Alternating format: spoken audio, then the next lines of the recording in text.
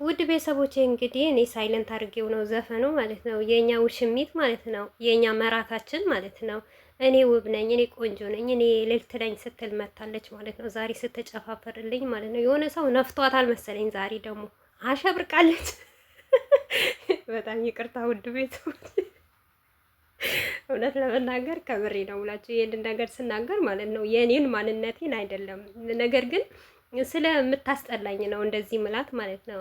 አንድ ሰው ለምሳሌ ውብ ነው የሚባለው ቆንጆ ነው የሚባለው በጣም ታምራለህ፣ በጣም ውብ ነህ፣ ድንቅ ነህ ሲባል በሰው ዘንድ ስታገኙት ነው አንድ ነገር ማለት ነው። ሰው በጣም ታምራለች፣ በጣም ቆንጅዬ ናት፣ ዋው እንዴት ነው አህላቋ፣ አስተሳሰቧ፣ ልቧ በጣም ቆንጆ ነው፣ ምርጥ ሴት ናት፣ ምርጥ ልጅ ናት፣ በጣም ጥሩ ቤተሰብ ወልዶ አሳድጓታል ሲባል በጣም ደስ ይላል ማለት ነው።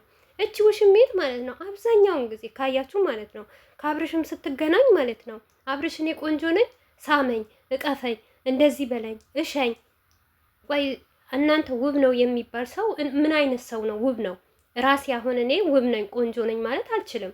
ምክንያቱም ለራሴ ቆንጆ ልሆን እችላለሁ፣ ግን በሰው ፊት እኔ ውብ ነኝ እኔ መልካም ነኝ ማለት አልችልም። ያ ሰው ነው ሰው ሲያደንቀኝ ነው እኔ ሌላ ውብ ናት፣ ሌላ መልካም ጥሩ ልጅ ናት እንደዛ ሲለኝ ያው ለኔም ሊሰማኝ ይችላል፣ እኔም ልኮራበት ይችላለሁ። ነገር ግን እንደዚች አህያ ሚዲያ ማለት ነው ሁሉ ነገር በራሷ ጊዜ ቆንጆ ነኝ፣ ማኛ ነኝ፣ ምርጥ ነኝ ያለኔ እንጂ ሴት የለም።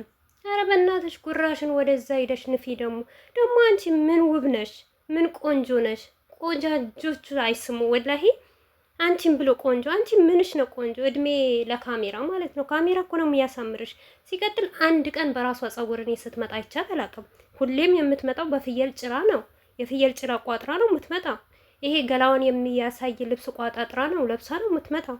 ቋንጣ ቢያን እንኳን ልንገርሽና ማለት ነው እኔ የቱ ጋሽ እንደሚያምር ማለት ነው አንገትሽ ላይ ያምራል። ምክንያቱም ጸጉርሽ ብቻ ማለት ነው እሱንም ጸጉርሽ አርተፊሻል ስለሆነ ማለት ነው የራስሽ ሳልሆን ሰው ሰራሽ ስለሆነ ተፈጥሮሽ አይደለም። ይሄ ሰው ሰራሽ ስለሆነ እሱ ያምራል። ሌላ ምንሽ ነው የሚያምረው? ከቅርጽ ቅርጽ የለሽ፣ ከቂጥ ቂጥ የለሽ። ቂጥሽ እንዲሁ ገፍተሽዋል። ሌላ ምን አለሽ? በነገራችን ላይ ቂጥሽ አው ይመችሻል አንቺ ለኛ ሳይሆን ምክንያቱም አንዱ ሲወጣ አንዱ ስለምታስገቢበት ማለት ነው። በመጀመሪያ ደረጃ እውነት ማን ነው ድንቅ ውብ ነሽ ስትባይ በሰው ዘንድ ሲመጣልሽ ውብ ቆንጆ ትሆኛለሽ ማለት ነው። ሩታዬም አለች እውነት ሩታም እንዳንቺ አልሆነችም። ይሄ ሁሉ ኦዲየንስ እየወደዳት እያደነቃት ሩታዬን እያላት በየቀን ቀኑ ስለሷ ሲያወሩ ስለሷ ሲናገሩ የሚሉ ኦዲየንሶች እንኳን ሩታ ወታ እንዳንቺ እንደዚህ አልቆላትም ማለት ነው። አንቺ በአንድ ወር ነው በሁለት ወር በቃ ቁልት ልታለሽ አፈላሽ ማለት ነው። ወይኔ አያጠግቧትም መሰለኝ እናንተ የሚያገኟት ወንዶች ማለት ነው። በቃ አብርሽማ ጭራሽ ስለማይነካት ማለት ነው ስለማይደርስባት በእንጨት ስለማይነካት በቃ ፈልቶባታል ማለት ነው። አብርሽማ እያሾፈባት ሲለው ደግሞ የሆነ ነገር ይላታል። ባለፈ ደግሞ ምን ሲላት ነበር? እህቴ ሲላት ነበር የሰማሁት ማለት ነው። እንግዲህ እህቱ ናት። እሱ ፍቅረኛ አይነት ትላለች፣ ወደዋለሁ ፍቅረዋለሁ ትላለች። እሱ ደግሞ እህቴ ናት ይላል።